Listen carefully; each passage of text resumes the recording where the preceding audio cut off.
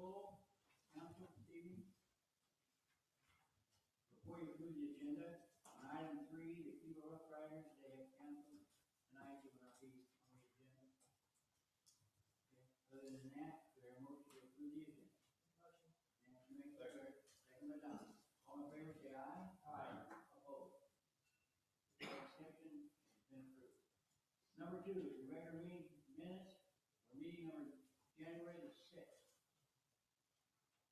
You've had a chance to read these, gentlemen, ladies. Do you have a motion to approve? Motion to approve. Second by Nancy. All in favor, say aye. Aye. Opposed? Passes. The executive minutes of the 16th of January.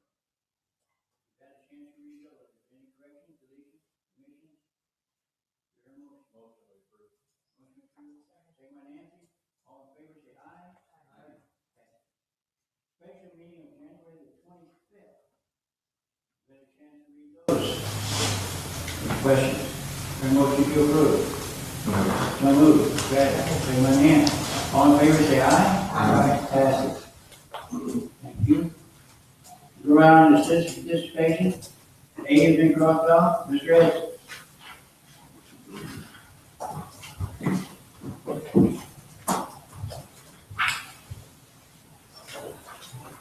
For the record, my name is Dan Edson. It was 505 Kidwell here at Cuba. Can I ask you a question, David? Yes, Mr. Mayor. Is it going to be about the market salary? It is. Then I'm going to invite you to our regular, when we come to, right after this, after you participate in the discussion of the market salary on number 4, if you go to the top.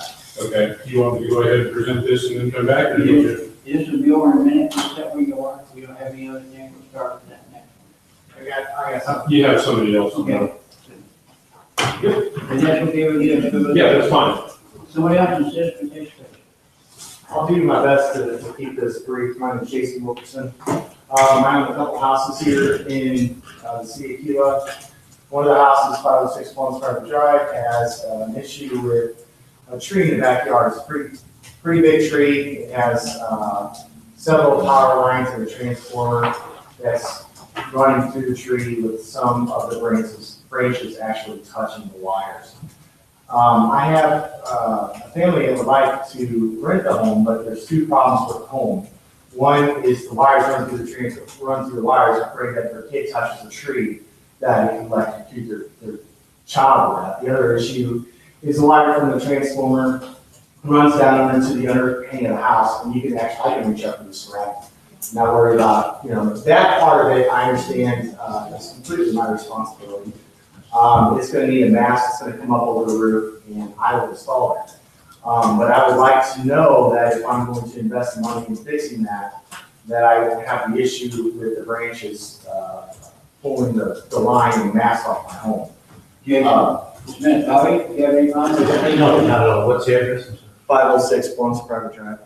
I believe Mr. Baldwin talked to my wife the other day about this issue. He advised her that there was no access from the home. And I agree with Mr. Baldwin that there is trouble with the access to the home, and to access the tree, it's going to have to be done through the neighbor's yard. I believe that if I can meet with Mr. Baldwin, I can show him that path, and a small brush pile will have to be moved to get access. This time of year is the perfect time of year for it because the ground's still frozen, not to worry about. I'll be around that. No, sir, no, that was probably about bowling too. Oh, yeah. Yeah, I mean, that's fine. We'll take care of that. That's it. I was hoping that I could address this with you in hopes that, we made contact with the city several years ago. I think it was when Eric Rose was working on the tree trimming in town. I called the city and said, hey, we got this issue out here. And I waited a few days, and I called back, so I didn't hear from anybody. And I was told that the budget had run out. Well, at some point in time, it's got to be rectified, and I was hoping that whenever there is a tree trimming or whatever, I would like to get this fixed before sooner the better. We can see that. Bob said you meet with him, we'll get it fixed. Outstanding, thank you, sir. You're welcome. Thank you. Any other assistant participation? Bobby, you handle that application? Yes, sir. Okay. Okay, we move on to number 4, and we're going to discuss the market salary Tonight, ladies and gentlemen, the only thing we need on Marshall's salary tonight is to set the figure of what the Marshall's gonna get paid for the next 4 years. Then it'll be put in the ordinance form, which we brought back to the next meeting, and you all can look at the ordinance, and then we can decide if you want to pass it or not. So all we do need, as it says in our ordinance, is to set this figure. That's what we're gonna be doing tonight. Is setting a figure so that the marshal will know what he's gonna be paid for the next 4 years. Dan? Thank you, Mr. Mayor. With this, I'm kind of hoping to address the council and give you an idea of some common sense figures that you might want to consider. I'm sure the police committee will give you an idea of what they're looking at. I'm not totally agreeing with it. Some parts I am, but whatever. I addressed the city council on the subject of marshal's salary back on the 16th of January. This future legislation was still in the discussion phase. I was afforded an opportunity to express my opinion as a citizen. I was hoping that what I said made sense, but apparently not. So I sit before you again, thanking you for your time and consideration. I would like to cover briefly what was said that meeting for Warren's benefit, and then add a few more points. The fact that we are visiting this ordinance change is evidence that the original ordinance created in 2010 was not followed. It was clearly written to avoid problems with adjusting the marshal's salary every 4 years. It applies a modest cost of living increase commensurate with what city employees enjoy for that year. But when the city council awarded Paul Crowe a salary cap of $60,000, it created a financial problem with future city marshals. The argument that the chief of police shouldn't be considered city employees starts to make sense now, but what's done is done. Traditionally, before 2010, the marshal's salary was adjusted every 4 years to counter the cost of living increases. That salary was a fixed amount that the marshal was expected to accept for the next 4 years without further adjustment. Tim Bailey can verify this. Somewhere along the line, it was thought that if we include an annual cost of living increase, it would help. The ordinance, number 1063, was written in February 2010 and has worked well until Paul Crowe. Now we find ourselves in a rush to adjust the marshal's salary once again. Otherwise, the next city marshal will expect to receive in excess of $60,000 a year. If you take the starting salary back in 2010 and apply the cost of living increases, you will find the number closer to $56,000. I feel, if left alone in the first place, there would be no current debate. Now we have a police committee that is suggesting the salary be set at $65,000. Unfortunately, we have one half suggesting that the number remain the same for the duration of the marshal's election. The other is clearly expecting a cost of living increase to be factored in annually. This inability to arrive at a consensus between the police committee further adds to the chaos of what should be a simple decision. Folks that don't understand this push to spend an extra $9,000 a year above what it should be. If you decide to make the salary $65,000, I want you to keep in mind the possibility of giving one man a $10,000 raise inside of 2 years. Because that's exactly what you would be doing if Paul Crowe wins this election. I can understand if this adjustment was necessary to bring in different prospects as an incentive. But we currently have 3 people ready for this position. No incentive is necessary. Then comes the issue of what benefits you want to offer the city marshal. I personally believe that if you're going to pin a badge on a person and ask them to protect, then the city should offer at least health coverage, possibly a retirement for those who have served honorably. We have listened to Lance Thurman describe the slippery slope of benefits packages offered to elected officials. But in this particular case, where we generally expect to promote from within, I think it would be a good gesture to tell whoever wins that it's not just a paycheck at the end of the month that you can look forward to. So where do we go from here? You have been given a rare opportunity to correct a bad decision in the past, legally, without fear of lawsuit. Technically, the city marshal's salary is set by ordinance. That ordinance is open for all of you.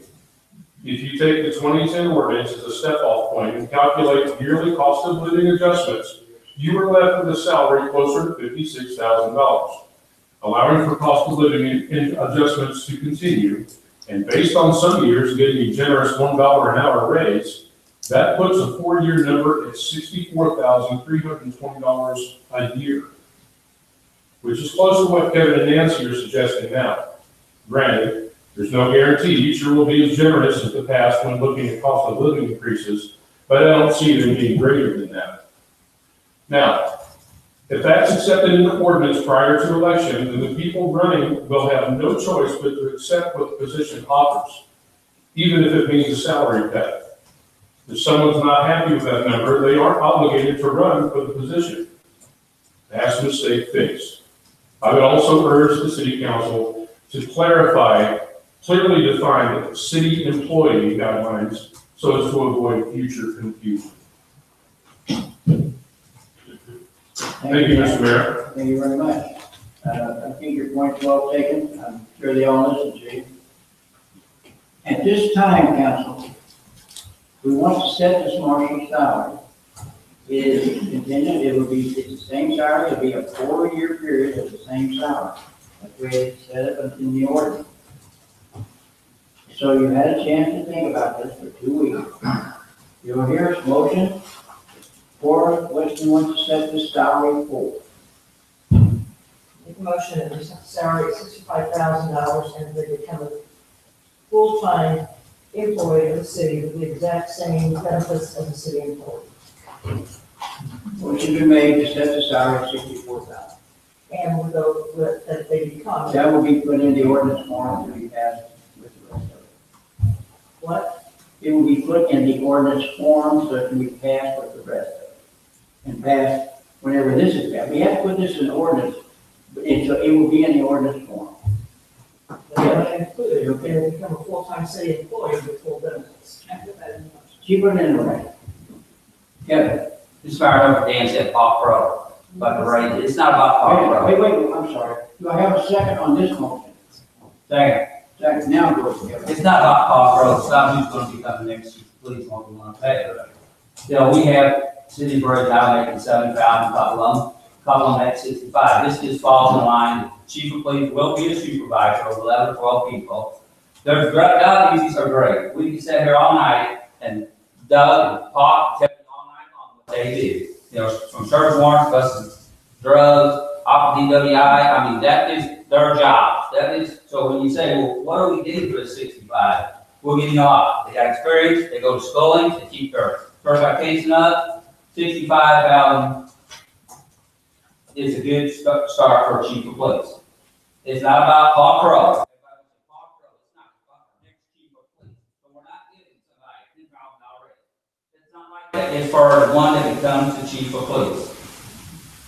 They're not, Jeff, the part of where you say they become a full-time employee, that's not right because they're an elected official.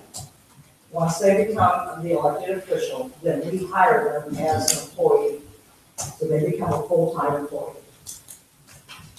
It'll be written in the They ordinance. become a full-time employee. Daniel. I'm sorry, I'd just like to interject something. You know, generally, city employees are employed at the city council hires and fires city employees. Elected officials do not have that luxury of being hired and fired by a city employee. And by enacting something like that, you're just making, you're creating a quagmire problem, because if you have an issue with that individual, then all of a sudden somebody says, well, we want to fire him. Well, they're going to turn around and say, you can't fire me, I'm an elected official. So it's just adding to the problem, Nancy. I don't understand how you're going to keep the two separated.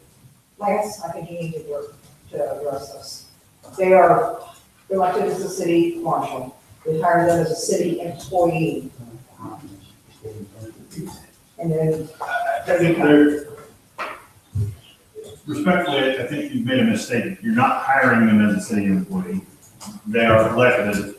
Now, I believe the board can pass an ordinance form that they are entitled to be treated with, as far as benefits, as a full-time employee would be, but they're not technically they are not hired, they are elected. And they cannot be fired, that's not a possibility. But in an ordinance form, you can pass that they have all of the benefits a full-time employee would have. I think that's been addressed. Does that clarify? Yes, thank you. Mr. Martin, we usually don't do this, but what do you I'm have? sorry, the county has, their elected officials have the benefits and all of that. I think that's what the March County, our current district plan. Is there any other question? Got a motion on the floor, with a second. Hold the county for $65,000 per year. And if you have a full-time employee. No, that's full-time employee. They would be able to receive the benefits in manner. They would receive benefits. As far as, I They think be it's hired. they're trying to say. They receive same benefits. They can't be hired. So can we, just to clarify, I want to make sure that read the motion out loud so we make sure it reads the way we want to. Okay, for to accept the salary at for the city marshal at $65,000 a year and receive the same benefits as a full-time employee? Period. That's fine. If any, all right. Motion made. What does full benefits mean or entail? That's a good question, because currently, let me just say, like, for example, the chief, and as far as I know, as long as I have worked here, it has never happened where they accumulate any more sick or vacation time. Now, it was never taken away from them. For example, Paul was an employee, regular police officer before, and then they became chief of police. He still has all of his vacation and sick time. He just doesn't accumulate them anymore because he hadn't had to put down who was using them, utilizing them, because he's an elected official. So that's So how does that, different. is that different now, or? I think that you can do an ordinance form for the city marshal almost anything that the council chooses to do. The statute for the city marshal gives very broad power to the Board of Aldermen of a fourth-class city to define the duties of the city marshal. That being said, as I told you before, I think you want to be very careful in defining. That should be, in my opinion, an exempt, full-time exempt position so that you do not turn them into an hourly employee where you end up paying overtime for the city marshal position.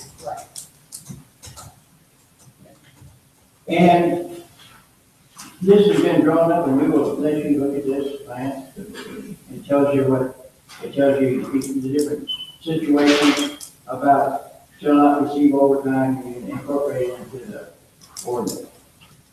Okay. Now, you have a first and second on the motion, receive benefits $55,000. Full county. Copeland, Yes. Montgomery, Yes. Maisel, No. Gray, Yes.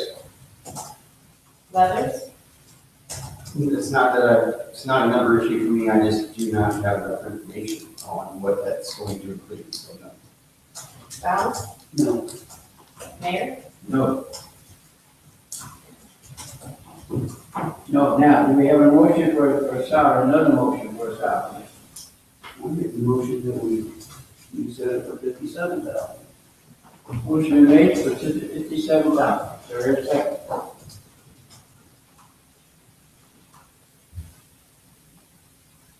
Die for the lack of second. Oh, All right.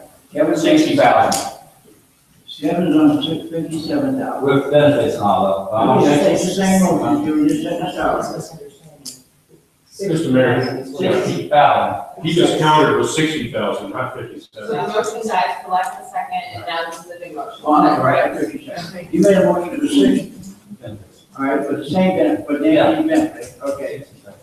You're a second on the 60. Yes. Answer. My second. Now, Board County for 60. Copeland, Yes. Montgomery, Yes. Maisel, No. Gray, Yes. Leathers? Yeah, it's the same thing. I don't know what's included with that as far as these items. So it might be great things, it might be terrible things. I still have to say no, until I know what comes with it. What is it you want to know, Cody? I mean, we're setting a salary number, I understand, but we're also trying to include, they're gonna get such and such benefits as if there was a normal employee health benefits, vacation time, I assume. Do we have set numbers for all those items? How much vacation? Yes. Does it That's, roll that's over? outlined in our handbook. If they get the same as employees, yes, we have a number. Yes. They do have. Nothing on that is changing from what currently be in place for our current. None. Right. Yes, it would, because they do not Yeah. accumulate sick time. They or do not have vacation. sick times, but that's the reason it will be written into the new ordinance, which you can pass at that time after setting this figure. The benefits will be there. Okay. Okay, Cody, that's up to you. Got it. You want to see the handbook, Cody? No, I don't think I can see it.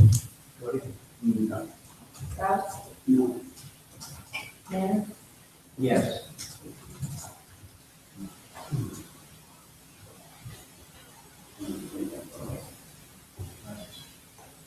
We had to have a compromise someplace, we dropped from 65 to 60, we didn't go with 57, it'll be at 60,000, I think that's a fair start, but that's gonna be exactly for every year. Correct? No cost of living. No cost of living. Okay, motion passes. The figure is now 60,000 a year.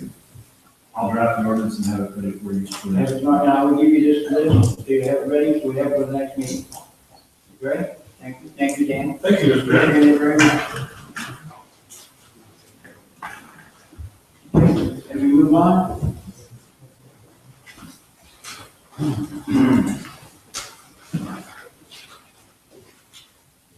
Emergency preparedness director, Rodney, your time. We had those siren tests this morning, due to the cloudiness and possible winter weather. So we're gonna go ahead and just do March, regular first Tuesday of the month. With that is, Missouri Severe Weather Awareness Week will be March 4th through the 10th. And the statewide tornado drill will be Tuesday, March 6th at 10 a.m. There will also be a makeup date if that does not work. The makeup date would be Thursday, March 8th at 10 a.m. So, we also too received 2 free weather radios from the Weather Service of St. Louis. I will place one if it's okay with you guys here at City Hall and also at Public Works. If you're okay with that. Any questions for Rodney? Great. Thank you, Rodney. Appreciate it. Bobby? Mayor, I just, a couple quick items. First thing I got is a list of materials needed to finish our new line into the city. This is going to cut a number of current lines, the usage on it in half. I need a total of, this is the assorted materials, quite an extensive list, $24,848.45 to finish the circuit. That's in the budget, right? This, Say. this is the list. You guys were approval for this equipment, correct? Councilman, do I hear a motion to approve this equipment? Jim makes a motion, 40 seconds. All in favor, say aye. Aye. Oh, you got that one on the go. Second item here is for the treatment plant. This is a renewal of our ultraviolet light system that we're required by DNR to put on our wastewater waste plant. The renewal is a maintenance contract. It's for $7,166. Last year it was a little bit higher, so it's actually low this year. Without this maintenance contract in place, if we have one outage, it will be more than that at this point. So it pays to have the maintenance. This we have to have. We're required to put this lighting system in by DNR. We have to maintain it. It's what it costs to maintain all those ultraviolet lights. Now, one call would be more than this. Yeah, they're calling for quite time. Yes. We have a motion that we approve this. Motion, second. All in favor, say aye. Aye. Oh, That's all I have. oh, you have. Thank you, question for Bob, oh, you have. Thank you, Bob. Mr. Crowe. I just have two things. One, the The Saddle Club, or the Rough Riders of Cuba, wants to have a parade on June the 21st of 2018. The reason they're not here is they're still discussing the route and time, and I told them I would bring it to you guys in reference to at least the date. What date do you have? June the 21st, 2018. It's on a Thursday night. So they're talking about You're approving a date, but we don't know where it's going. well, the route is this. They talked about going from Wagon Wheel all the way out to the Saddle Club. This is their first parade, and I said, well, depending on how many people you get, maybe your first year, start from Madison Street, which is down here by the four-way, and go the entire length of out to the Saddle Club that way, and use West Main to line up at. So they're talking about doing that. They're also talking about starting at 5:30. I'm sorry, maybe 6 o'clock. So Will they bring the route back to us? they're going to bring the exact route and time back to us. All that's in that we reserve this date, June the 21st, 2018 for the parade. Is there a motion? Motion. Is there a second? Second. All in favor, say aye. Aye. Oh, date secure. Do you know if, this is a really dumb question, but we got lots of dates in my head, that's not when the band is coming, the bicycle costume, it was in June, that's why I'm like, I didn't know if you had checked with Lenny on our, No, but I will. I'll check with it first thing tomorrow. okay, 'cause, yeah, You're just make sure there's on nothing weird going on that night. If we're on Madison Street, at least it won't be where the bikes are coming. That's what I'm thinking. All right, good question. What else, Paul? Ms. Montgomery asked me to give a report in reference to the nuisance violations. We're looking at, let me sit this down here just for a moment.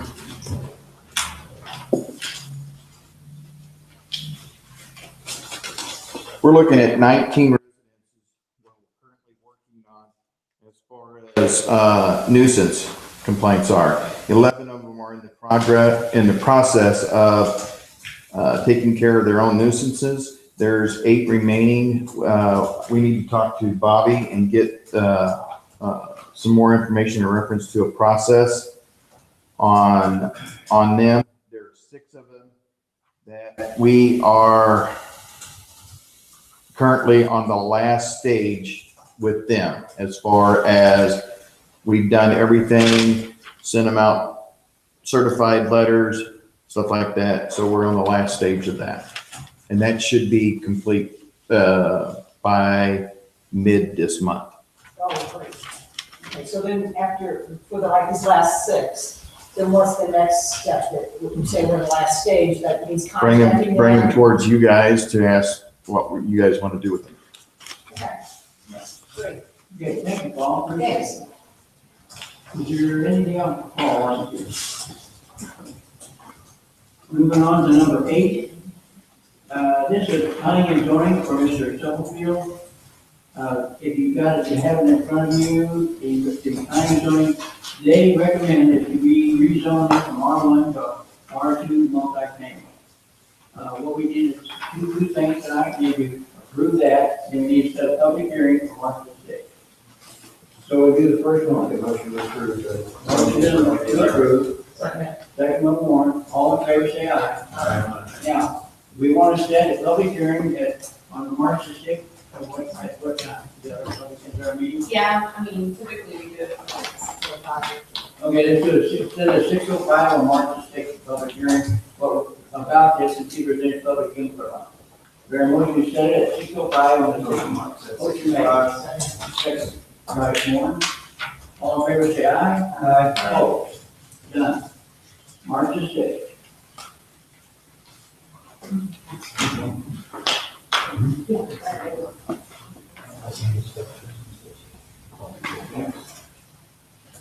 Now we're going to department and the recreation market, and the board of recreation, they want us, at the last park board meeting, they want us a very good idea that some people, rather than planting a tree, they get hit by lightning or die of illness or whatever, that they actually put a permanent park bench to have a memorial to their family, to a lost one, or just to a loved one or whatever.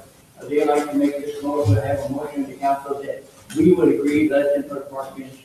One is the Bobby name, and they agree that will stay there and play on it. Well, they determined a certain size and type of material and everything, so they're all consistent. Sure. And then the people that make the memorial will provide the time. And you look at the park benches out at the tourism center, they're bolted in the ground in concrete, they're made out of can, out of steel, and they are very lasting. And that's what they were going to recommend to the people who want to put that. And they would, can I add one thing, because I talked to Roger, they would pay, the people would pay for it, obviously. It's not And then he also wanted to know if we could extend it beyond the park, and perhaps, they would have to bring it. We got 3 parks we could put them in. Yeah. I'll make a motion, second one. Second by Don. All in favor, say aye. Aye. Opposed? Passes. Thank you very much. Next on the bills to be paid, you have in front of you, they're quite lengthy because, well, it's just time we do this, about 20 minutes when I pay you. Is there any questions on the bills to be paid? There are motion to payment as presented. So moved, there is a second. Second by Nancy. All in favor, say aye. Aye. Opposed? Pass as presented. The next thing is you have any questions on the fund down transfers? We do this periodically. This is presented by our comptroller. It's pretty well self-explanatory, but you can ask for any questions before we have a vote to reset. Make a motion to reset, there's a second. Don, second. All in favor, say aye. Aye. Opposed? Fund down transfer will be as presented. Now, going to number 12, I got 2 appointments. As you know, that Mr. Williams resigned from the Parks and Recreation. At this time, I'd like to take his place on the Parks and Recreation Board, Ms. Eva Thorpe. She's here tonight, and I would like to have Eva Thorpe to take place on the Parks and Recreation Board. Motion made. Second. Second by Nancy. All in favor, say aye. Aye. Opposed? Eva, you're now on the Parks and Recreation. Christine will tell you when they meet, and it's a 2 or 3 years, 10 years ago, they didn't do anything. Now they have a budget, and it's very important. Appreciate when I ask you this. Thank you very much. The fun begins. Now, on the tourism, we've also got a resignation. As in the tourism board made this recommendation to me, and I think it's going down, I'm going to read back to you. You want to put Connie Eccles on the tourism board. Motion been made, fair second. Second with Cody. All in favor, say aye. Aye. Opposed? We would, thank you very much. Ms. Eccles would, I'll be able to tell her that she's on now the tourism board. Another thing, some of you residents will really realize that Mrs. Sandy was passed away. Sure, Sandy, she hardly ever missed she's almost like the best, she never misses. Mrs. Myers never misses one of our meetings. And we appreciate her very much, and we do miss her. We want to recognize that we do. And her family, she was a very good person. Okay?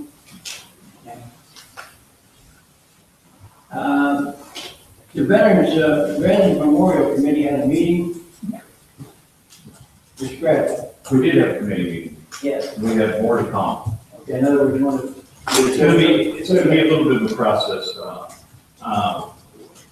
We want to get it right. Okay. Moving forward, that's all. So it's gonna take more than one committee meeting. As long as we get it right, we don't have to worry about the consequences we had last 12 months. Appreciate that. That's all I have on my appointments, correct? Yeah. My appointment. Old unfinished new business with announcements? I have none. Christine? Lance? No. Jeffrey? The only thing I want to say is on the last meeting we had, we were going to lift the lien on the property on Davis Street. Just want to make sure that the city gives notification to the property owner that you're lifting that. And so I don't know where you get a hold of her at. I actually took the adjoining property owner, I've already talked to her, Okay. and as we discussed last meeting, it will be in conjunction with the sale of the property, not before. I just wanna make sure that lady gets her full value of it when she sells it, maybe Right. get another person with it. I got it, and I appreciate that. Chris and I had that discussion today, is how do we do that? Do we just basically write them a letter from, or the lien self-alleviating, or? Actually, no, you'll file a lien waiver and you record it with the property. Okay. That should be done in the closing documents at the time the property is sold. Yeah, I assume the lien is recorded Yes. currently. So it has to, you can't unrecord a lien, all you can do is record it over the top of it, the lien waiver. Okay. Do you have anything else? Oh, just had his using some of these trash pickups and Tracy and these. And I'll give it to you after meeting. Some. is that on the, On the car wash? Yeah, you see that wash. Yeah. On the car wash? And, yes, and we dealt with that. So, yeah, but we got the same notices, and there, Bobby had to go to Paul, and I think he can take care of it. Would you pick up the trash? no, we made contact with him and he said he was gonna take care of it. Thanks, Paul. So I'm supposed to check back week and that will be Thursday. All done, all questions? Yes. Okay, thank you, anything else? Okay, Mr. Brad? No, I'm good. Donald? Okay. Nancy? Yep, I have some things. The flood insurance program, Bobby, Yes, what's ma'am. progress on that? I submitted the sample ordinance to Lance, and then Lance come back and had some good points as far as discussion on this. You want to continue, Lance? The ordinance is actually quite lengthy. I think there needs to be some discussion on it before we just bring it back to the board. I did a little bit of discussion with some other entities. We are in a slightly different situation than the majority of municipalities that I'm familiar with. To the best of my knowledge, I've never encountered a municipality that wanted to actually get into the floodplain. My concern is, and one of the things I think we need to think about before we pass, you can potentially be increasing the insurance rates for other citizens in Cuba, as well as impacting some of the folks outside the city, because my understanding of the information, you're quite a ways outside of the floodplain as it currently exists. To do that, they have to actually bring the floodplain in to include portions of Cuba, and they're going to be drawing it in from basically just a little bit, there's north of Steelville. Well, currently, there's only two floodplain districts. They're basically along both creeks that go underneath the interstate. Pleasant Valley and, forgive me, I don't know the name of the other. And in doing so, you're going to require certain folks to have flood insurance to be able to have mortgages on their property. I think there just needs to be a little bit of discussion before. I understood that there was a committee that was created to look at this. No. There was not? Okay. Yeah, we did. Podium more than that. I want to make sure that I can get a chance to review that ordinance with that committee ahead of time, if that would be possible. Well, it's not when you're ready, we'll do that for sure. Just let us know when you want to set the time, but Why don't we meet after the meeting, we can just figure out a time that we can. you can get it posted. Absolutely, get it posted. Nancy? I called my insurance agent and I asked them this question, so I got an email and asked them if we became a floodplain, whatever this program is, if that would impact my insurance. And he said no, that the only way it could is if I chose to purchase or add on as a rider to my insurance policy, then it would increase, of course, because it's another level. But such as my own house, it's high enough that I would not need flood insurance. I'm concerned with people who are in the floodplain where they can purchase flood insurance if they want to. Now, that was my insurance agent talking to me, and I'm not sure that maybe I explained it all correctly, but. Again, I think he would need to review the proposed ordinance. Right. And I don't think that he understands, if you bring Cupid into the floodplain, anything that is located within the floodplain, most of your mortgage holders are gonna require flood insurance be purchased, or they won't proceed with the loan for the purchase of the property. Okay. I think that's something that needs to be considered for those property owners. Right, and that's what, Going about, like I said, I don't know that I've ever encountered a municipality that wants to be included in the floodplain. Most municipalities want to either be taken out of the floodplain or draw the floodplain back and narrow it as much as possible. And so I think that's something that needs to be studied. okay, so the committee will deal with that. Good, great. And something they'll discuss. Nancy? Okay, so then I'm gonna ask for, an overtime report as far as who's working overtime and for what reason. And so I haven't received that yet. So I'd like a weekly report as to what the overtime is, why they were called out, what they're doing, what the expense level was. So if I can get that on a weekly basis, that'd be great. There's no overtime, so I can report. Let me be cautious with this, but real nice about it. The clerk, the city clerk, the rest of the employees in there, they have other jobs to do. And I have instructed them that they do all their daily jobs first, and then this thing that you like, these special interest things that you like, that they will fulfill It's not a special. Whenever they can, they will fulfill it. Whether you get a weekly report or not, you might get a monthly report or every 2 weeks or whatever. But they're gonna do their regular work first before they do this. It's not a special request, it's a directive. I want that. Well, you can direct anything, but it takes a directive, it takes all 6 of these people to make that kind of directive. Well, You can request, but you're just one of 6, Nancy. And so these other 6 that gotta go along with you, to go along with something like this, they have to request it too. And if it's not, am I correct?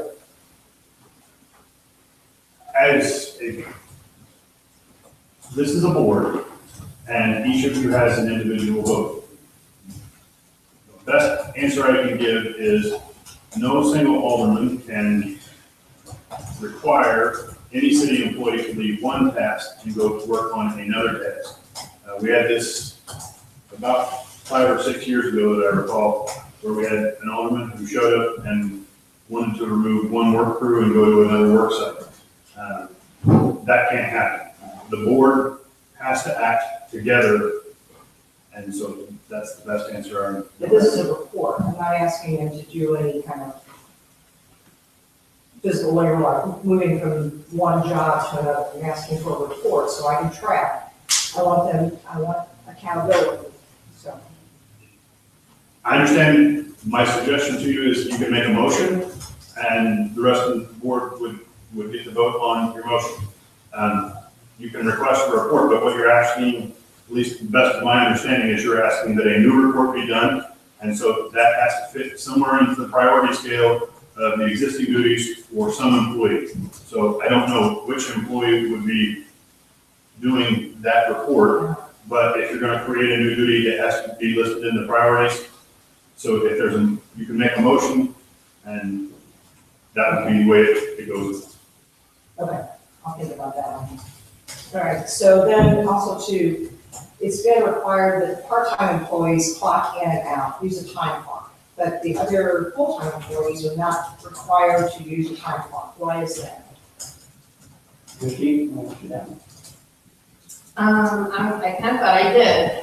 So the reason that the other employees were using a time clock, and the employees, certain employees at public works that wanted to utilize their comp time instead of getting overtime for any time spent.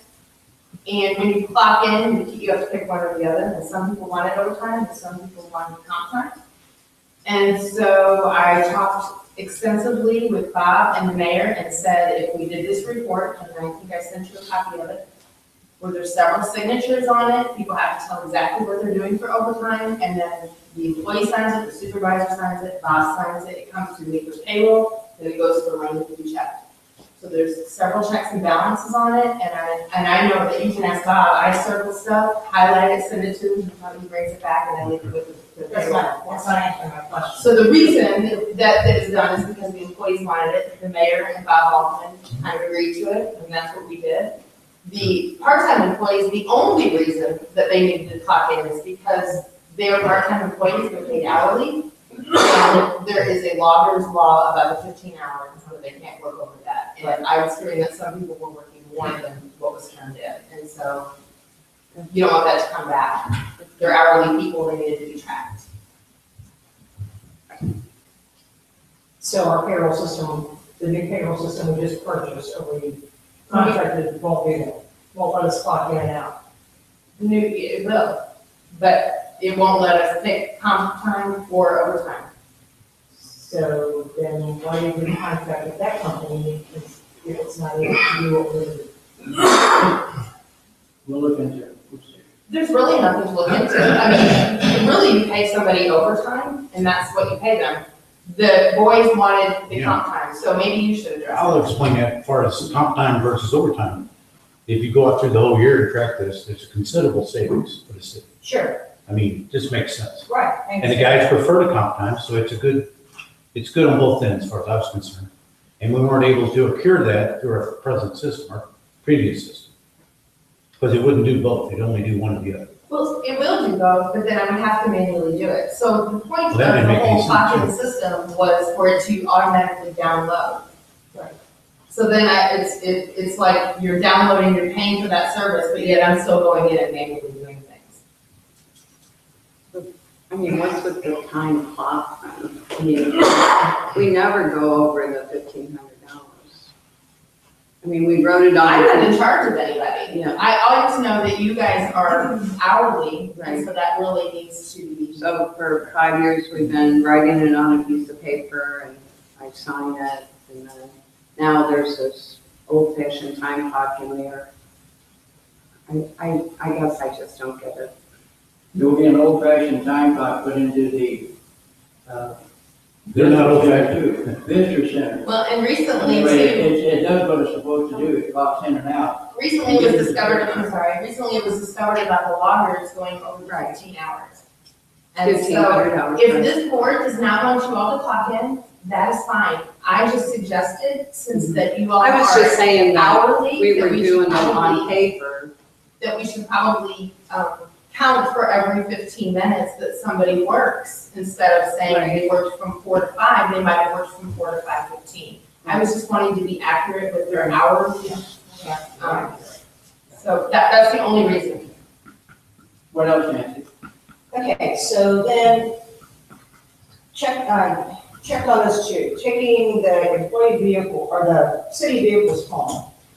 According to the Internal Revenue Service, that is taxable income. Have you ever dealt with that? I've seen it. I know a little bit about it, but I can't say that I'm an expert on it.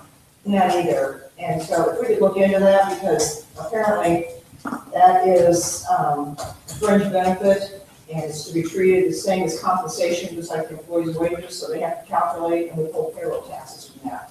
Lance, when you're looking at that, you gotta remember that some of these guys are 24/7 on call. And it's just like the police take their cars on. So whatever department you look into is for all departments. So they can jump out of their car and get in their car and go to the scene. Same way with the electric and the natural gas, whatever. So when you look into this, we are letting them do this so they can be the first on an emergency. We're not doing it for fun and games, it's for our job. No, But we check into, if you're gonna check into that, we have the reasoning, but we give it, this has been in practice for 30 years. Because they're on call 24/7. It's like the police take theirs home whenever they take them home at night, so they get a call and they don't have the car to go with them. So, check it, please. All right, check in for me. If they're carrying pagers, do we have to give them compensation for their time carrying pagers? Okay. Because hold on. Oh, wait. If we're gonna split hairs, let's split them good. Yeah, because we discussed this before, and our insurance said it wasn't covered, right?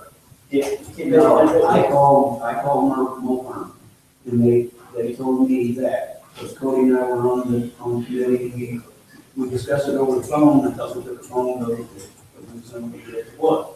Mulfern told me Go ahead. Yeah, Mulfern told me that, so I'm gonna say you, Bob, if Bob leaves here tonight and he has an accident on his way home, they'll cover that. If Bob has a passenger in his car, they won't cover that. And he said, now, when we go to court, we're gonna end up having to cover it, but we don't want to. So Mulfern does not want riders. That was Mulfern. But he will cover if they take a will cover and. We don't allow riders anymore. We're not supposed to be allowing riders. Yeah. Chris sent me a copy of the summary from our insurance, and of course, there is an exclusion for passengers, absolutely, they must be in there. But then it also states that it's within the course of employment, so they're not employed, when they're driving from the city shed to their house, they're not employed. But once they get to their house, this is my interpretation, you can tell me if I'm wrong, and Lofton. Once they get to their house, and they get called out because there's a sewer line break, something. Then when they get in the vehicle and they drive to the location, then they are now being called out on an emergency, so they're covered. But I'm not positive, 'cause I'm not good on insurance, I'll tell you that now. They're not performing work when they're driving from the city shed to their house, they're not performing work. They are performing work if they go from their house to the main street because there's a emergency call. Well, how would you get the car home? Well, and that's the thing. And that's the response right there. Yeah. I actually have checked on that, I am familiar with that. As long as, if they are to have a company vehicle to go from their house to, an emergency, then they are also covered from the time that they leave wherever they are to go back home in the same car, because for that very reason, you can't, the car has to make its way to their house if they are to be able to leave directly to the emergency. That's not. So that was that, okay, Yes. good deal. Yeah, so the tax thing, I wanted you to look into that and see if it's, I'll take a look at that. I don't know of any municipality that does okay. that. I think that applies specifically to corporations, but again, I am not an expert in it. I know that I do not have any municipalities, that are currently doing that. Right. But I also, I'm sorry, when I talked to Mulfern, I explained to him that the employees are on call 24 hours a day, 7 days a week, and he said they are covered. Okay, that's great. I'm not an insurance expert at all, so. I think that was all that was on my list this time. Thank you very much. I want to thank Ms. Bilal. I had a cash problem over Sycamore, some pair of cats. She went over there, tracked, I think, about 3 cats and 2. The lady was very pleased. They caught the cats and they left. I want to thank you for doing your job. Thank you. That's all I have. Thank you, Missy, and thank you, Kevin. Anything else, Kevin? Your motion to adjourn, second, okay. Everybody's gonna say, you first, second, you adjourn. All in favor, say aye. Aye. Oh, adjourn.